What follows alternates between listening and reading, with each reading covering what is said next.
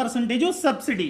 అంటే ప్రభుత్వానికి ఈ 50,000 వెనక్కి కట్టాల్సిన అవసరం లేదు, కంప్లీట్గా ఫ్రీ.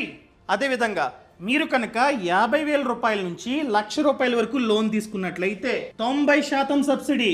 ఫర్ ఎగ్జాంపుల్, మీరు కనుక 1,00,000 ఈ స్కీమ్లో భాగంగా 1,00,000 లోన్ తీసుకున్నట్లయితే 90,000 మీరు వెనక్కి కట్టాల్సిన అవసరం లేదు, 10,000 మాత్రమే వెనక్కి కట్టాలి, అది కూడా బ్యాంకుకి.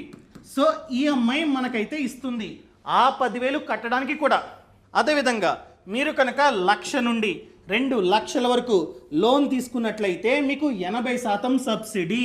ఫర్ ఎగ్జాంపుల్, మీరు వెనక్కి కేవలం 40,000 మాత్రమే కడతారు, అది కూడా ఈఎంఐ రూపంలో. ప్రభుత్వానికి 1,60,000 రూపాయలు వెనక్కి కట్టాల్సిన అవసరం లేదు. అదే మీరు కనుక 2,00,000 నుంచి 4,00,000 వరకు లోన్ తీసుకున్నట్లయితే 70% సబ్సిడీ. అంటే